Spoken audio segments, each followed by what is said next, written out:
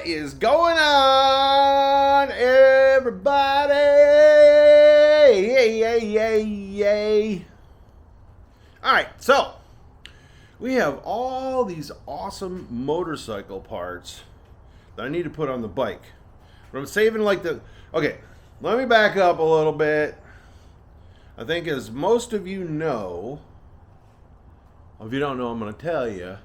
I'm staying in a different city with my brother because I just moved back to the States. America! I just moved back to America. And I'm homeless. Well, not anymore. But I rented a house and it's been a heck of a challenge because I haven't lived here in years. I don't have a stick of furniture. I don't have a bar of soap. I don't have any rental history. I played hell even getting insurance on my truck because I don't have any insurance history. 2 or 3 companies wouldn't even pick me up because I haven't had insurance on a vehicle I haven't lived here in almost 9 years. And I always rode motorcycles, so it's been 20 years since I've had a 4-wheeled vehicle insured. So, trying to get to my house together has been quite a struggle. Got the water on, got the power on, got the house rented, and it's not like some super fancy house or anything. The guy got it and he did a rental remodel on it. You know, where he painted everything, he's putting new floors in, went through the plumbing, all that stuff. So I'm waiting on him to finish all that before I can move in. And meanwhile, I've been hunting for furniture, washer, dryer, stuff like that, which is absolutely impossible to find right now. Who would have ever thought? Right? I've gone into 10 different freaking stores and they tell me, can I buy a washer and dryer and put it in my truck right now and take it home? Nope. You got to order them. They'll be here in February or March. What the hell am I supposed to do? Do my laundry in a bucket till then? Same thing with furniture, tables. I got lucky and finally found a table yesterday. I went into a furniture store and I grabbed a dude and I said, look, we're going to make something happen.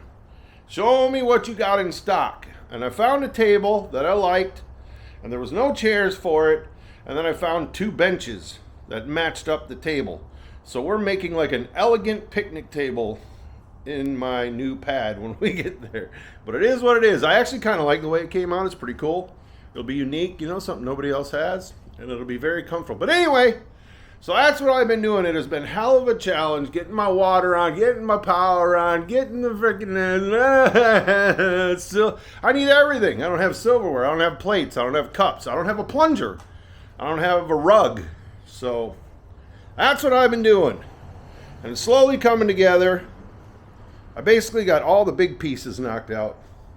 So now it's just moving in here in the next few days or so and getting all the small pieces. Toilet paper, soap, shampoo, all that stuff that goes with having a house. So anyway, as you guys can see, I have a ton of kick-ass upgrade parts for the motorcycle. And that's kind of what we're going to be doing for a few videos until all my stuff gets here that is still on a boat on the ocean somewhere. And then we'll get back to doing some meetings and some flying and stuff. But a lot of these big projects, like these rims and brakes and all that stuff, I want to save until I get to the new house because I don't want to tear my whole motorcycle apart here and then try to move it in the middle of everything. So I'm going to be moving in the next couple of days. And by moving, I mean my suitcase and my motorcycle and my truck and these parts because I really don't have anything to move. And my new table and chairs over there. So yeah, I got a ton of upgraded parts. I don't know if you guys can tell. These are Dimag forged rims, and they're actually gunmetal. I purposely got gunmetal so they will match my Corbin gunmetal seat when they go on. And then I got the new brakes, so it matches up with the gold sprocket. I got Olin suspension, rear, and over there is the front forks and the 2 Dimag rims. I got tidy tail kit, I got LED lights, I got flashers, I got a ton of custom stuff to do to this bike over here. There is probably close to, there's well over $10,000 worth of parts here. And I didn't buy them all at once. I bought them little by little over the last several years while I was still stuck in China. I ordered the rims one month. Then the next month I ordered the ordered the rear shocks. And the next month I ordered the front shocks. And, you know, then I ordered the rotors. There's nothing wrong with the rotors and rims that are on there. These are just super upgraded, super light. And I'll explain why all that is awesome some other time. So anyway, we already started, me and my son, the other day, put on the new brake lines, steel braided brake lines here, and we got rid of the big old ginormous rubber hoses and springs and all the crap that was on there, and the H block. And the H block gets replaced with just this stack right here instead of having an H block. And so today I am going to do the rear one. Boom. So we just got to get that rear one on there, and then all the brake lines will be done. And I also ordered a steel braided clutch line because this has a hydraulic clutch, and we'll do that later. Oh! But one of the first things I did buy before I got anything else was tools, because all my tools are in the boat. So anyway, let's get this bled out and get rolling here.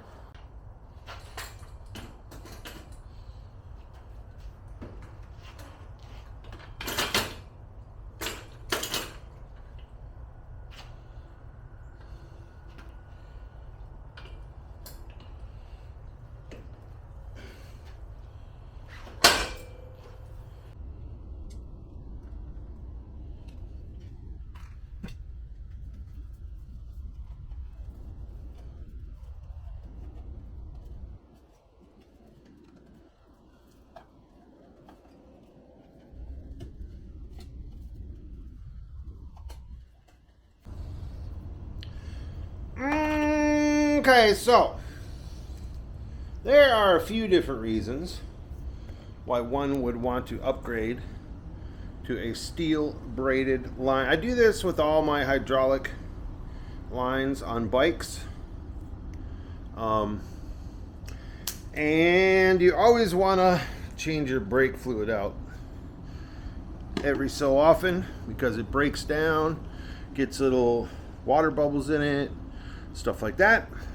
And not that any of you guys care or whatever, but if you're into bikes or if you're not into bikes, I'm going to tell you anyway.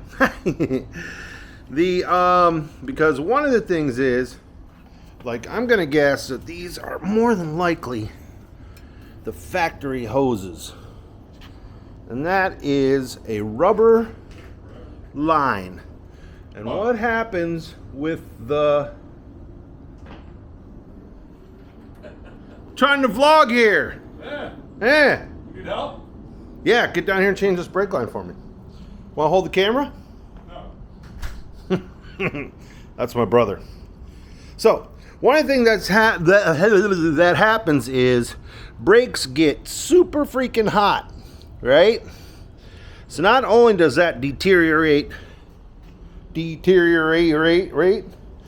fluid in the line, but what happens is that rubber gets hot. And when rubber gets hot, it gets more pliable. So when you're going hard on a big ass bike with a ton of horsepower, we get what's called brake fade. So when you start out, your brake is right there nice and crisp. Then as that hose gets hot, because the fluid's getting hot, and the hose gets more pliable, you start stepping on that brake, and now you got to step down to here to get the same amount of braking power. So when you go to a steel braided line, you eliminate all that because there is no expansion in this line. And the other thing is that over time, and like I said, those are more than likely the factory hoses, but over time, obviously rubber starts to deteriorate, and it'll have little teeny specks in it, or even just microscopic specks that get gummy, and then they get in your calipers and your brakes don't work as well. So we are going to flush all that old fluid out of there, take that old rubber line off, put the new stainless steel line on, just like I did here on the front with these steel braided lines. And now my front brake is like, boop, right there, that's it, and I'm stopping. I can do it with one finger. It is so strong, and that's what you want. Because when I'm riding, I always keep one hand on the throttle, and I keep one finger up there just in case anybody does anything stupid in traffic. I'm ready to go. So, that being said, let's get this rolling.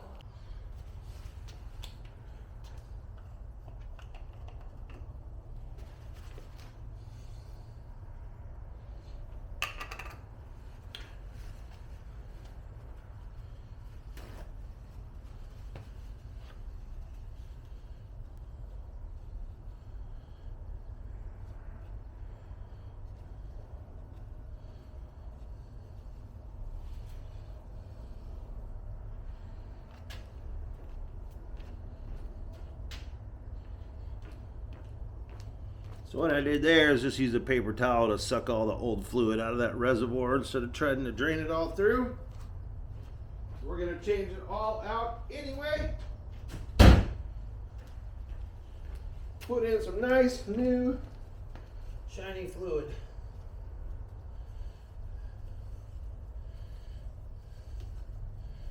We'll clean that all the way out.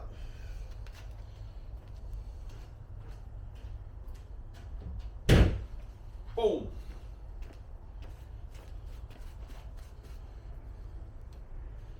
And then,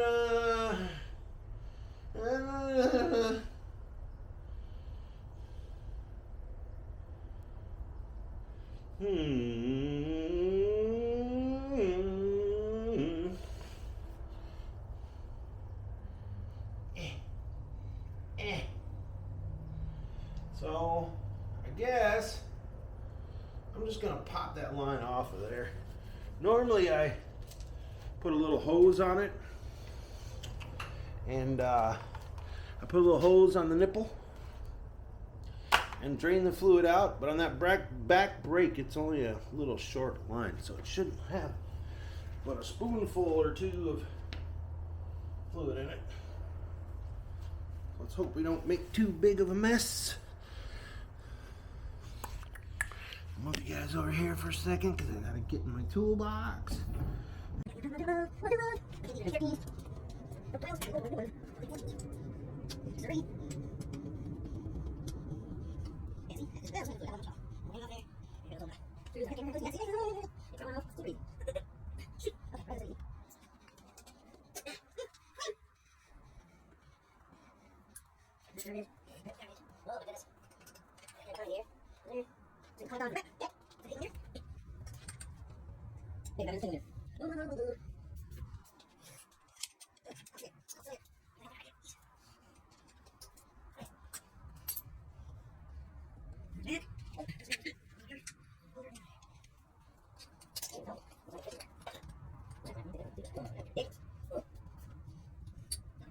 Just the right angle.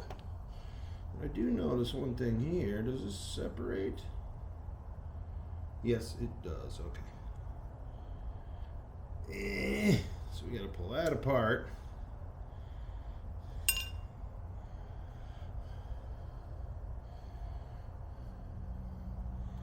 And then I don't know if you can see, but these ends have different little bends in them.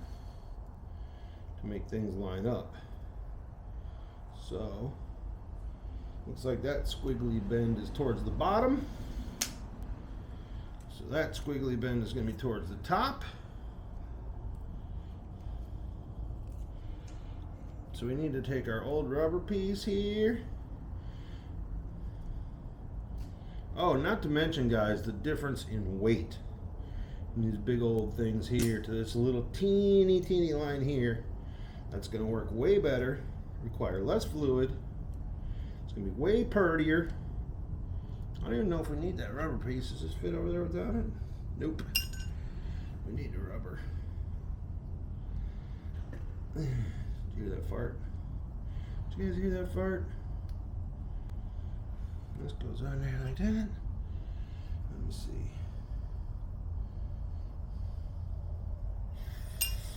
That's the way the clamp goes. I guess.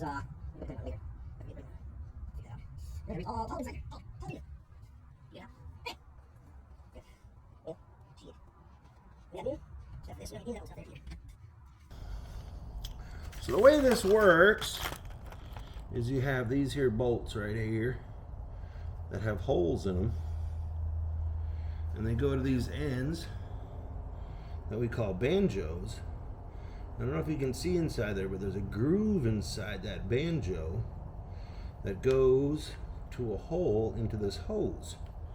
So when you put this here hollow bolt on there with the hole through it, and we can see that hole, the fluid can squeeze through there, go through the banjo, down into your caliper, squeeze the caliper, and make it stop.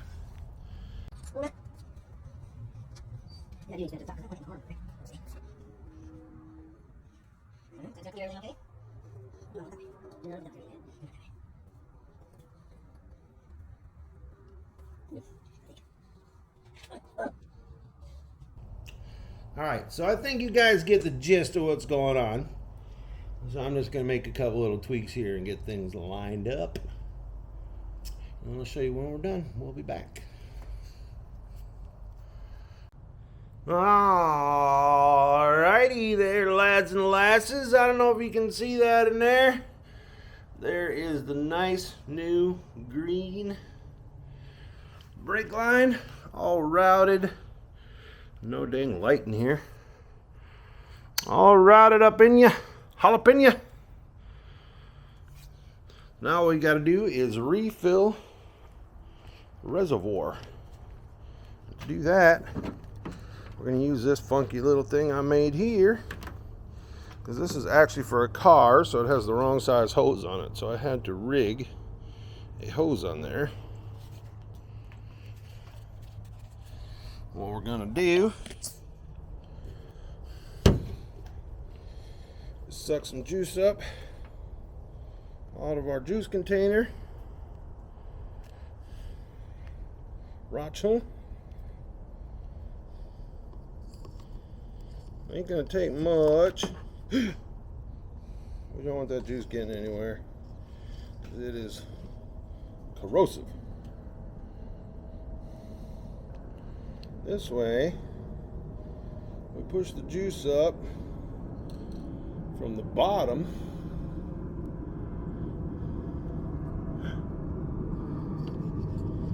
and we don't end up with any air bubbles.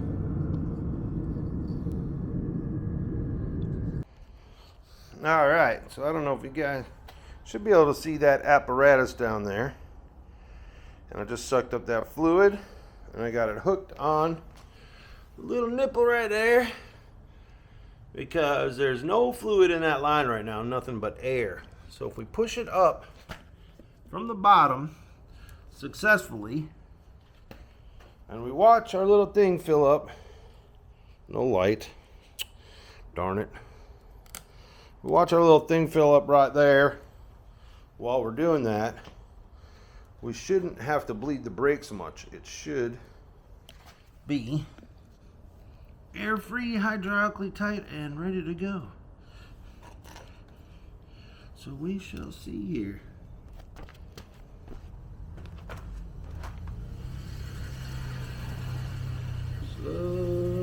pushing it in there.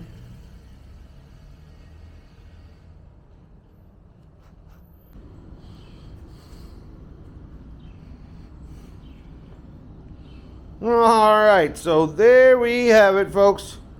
Everything is back together and filled up and bled and functioning properly.